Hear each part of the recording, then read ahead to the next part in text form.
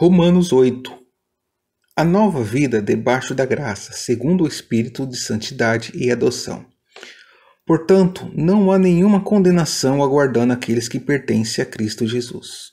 Portanto, o poder do Espírito doador de vida, e eu recebo esse poder por meio de Cristo Jesus, livrou-me do círculo vicioso do pecado e da morte.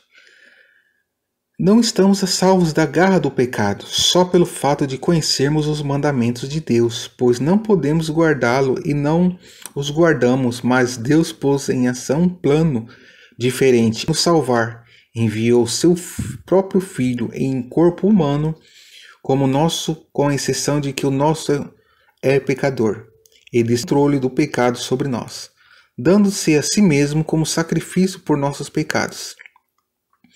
Assim, agora podemos obedecer às leis divinas e seguirmos o Espírito Santo, e não mais obedecermos à lei, à velha natureza pecaminosa que está dentro de nós. Aqueles que se deixam controlar por sua natureza inferior vivem tão somente para agradar a si próprios, mas aqueles que seguem o Espírito Santo constatam que fazem as coisas que agradam a Deus. Seguir o Espírito Santo conduz à vida e à paz, mas seguir a velha natureza leva à morte. Porque a velha natureza pecaminosa dentro de nós está contra Deus. Ela nunca obedeceu às leis divinas e nunca o fará. É por essa razão que nunca podemos agradar a Deus. Aqueles que ainda estão sob o controle de sua própria natureza pecaminosa, inclinados a seguir seus antigos desejos malignos. Vocês, porém, não são assim. Vocês são controlados pela nova natureza se tiverem o Espírito de Deus morando em vocês. E lembre-se de que se alguém não tiver o Espírito de Cristo morando em si mesmo, esse não é cristão de modo nenhum. Mesmo que Cristo viva dentro de vocês, seus corpos morrerão por causa do pecado. No entanto, o Espírito viverá, pois Cristo o perdoou. Se o Espírito de Deus que levantou Jesus dentre os mortos vive em vocês, ele fará com que seus corpos mortais vivam de novo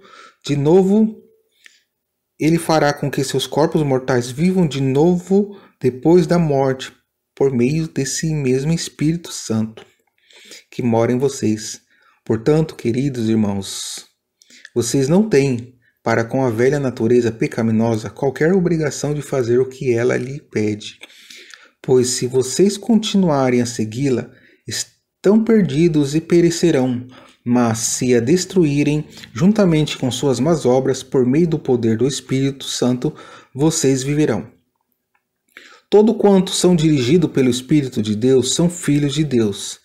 E assim, não devemos ser como escravos medrosos e servis, mas devemos nos comportar como verdadeiros filhos de Deus, adotando no seio da sua família, chamado-o de Pai. O Espírito Santo de Deus fala no íntimo dos nossos corações, dizendo-nos que somos realmente filhos de Deus.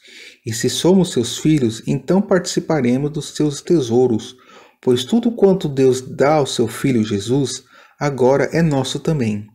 Mas se vamos participar da sua glória, precisamos participar também do seu sofrimento. As primícias do Espírito, esperança, intercessão e eleição. Contudo, aquilo que sofremos agora é insignificante se compararmos com a glória que ele nos dará mais tarde. Toda a criação espera com paciência e esperança por aquele dia futuro quando Deus ressuscitará os seus filhos. Isto porque, naquele dia, todos os espinhos e ervas daninhas, todo o pecado, morte e corrupção, as coisas que, por ordem de Deus, dominaram o mundo contra a própria vontade do mundo, tudo desaparecerá. E o mundo ao nosso redor participará da gloriosa liberdade do pecado que os filhos de Deus desfrutam. Sabemos que até mesmo as coisas da natureza, como os animais e as plantas, sofrem na doença e na morte, enquanto espera esse tão grande acontecimento. E mesmo nós, os cristãos, embora tenham o Espírito Santo em nós, como uma amostra que nos permite conhecer o sabor da glória futura. Também gememos para ser libertados da dor e do sofrimento. Nós também esperamos ansiosamente naquele dia, quando Deus nos dará plenos direitos como seus filhos, inclusive os novos corpos que Ele já prometeu, corpos que nunca voltaram a enfermar e nunca jamais morrerão. Somos salvos pela confiança, e confiar quer dizer esperar ansiosamente conseguir algo que ainda não temos, pois um homem que já tem algo não precisa esperar e confiar o que conseguirá.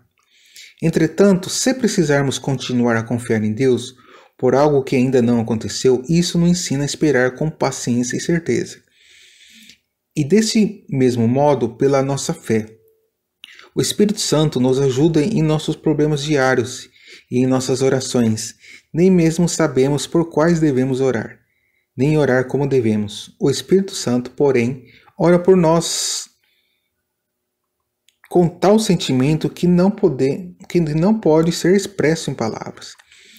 E o Pai, que conhece todos os corações, evidentemente sabe o que o Espírito está dizendo enquanto ele intercede por nós, em harmonia com a própria vontade divina.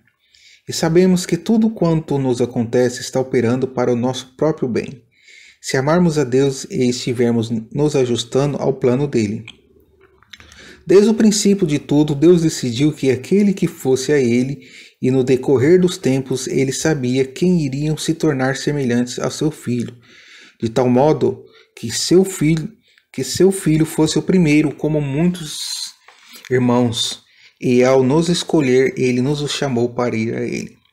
E quando fomos, ele declarou-nos sem culpa, encheu-nos com a retidão de Cristo, deu o direito de ficar com ele e nos prometeu sua glória.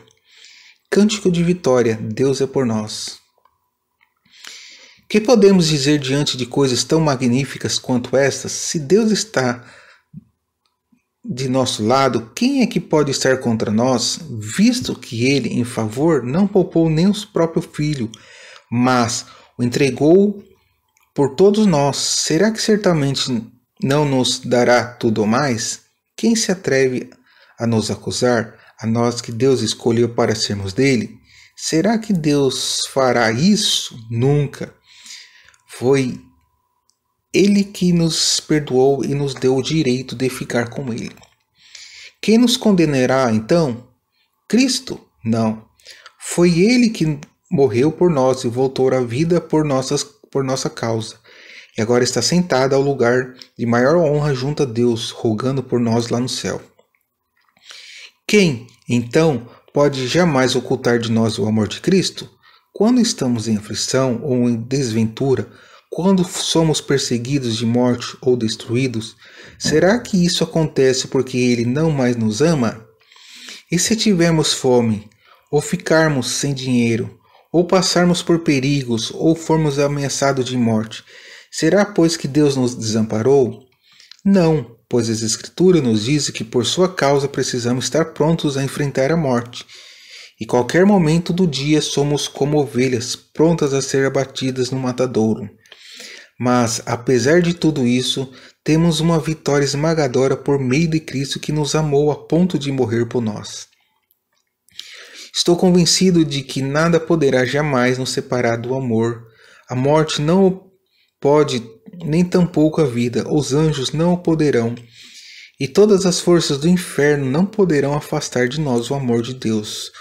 Nossos temores pelo dia de hoje, nossas preocupações sobre os dias de amanhã, ou o lugar onde estivermos, bem alto no céu ou nas profundezas do mar, nada jamais será capaz de separar-nos do amor de Deus, demonstrado pelo nosso Senhor Jesus Cristo quando morreu por nós.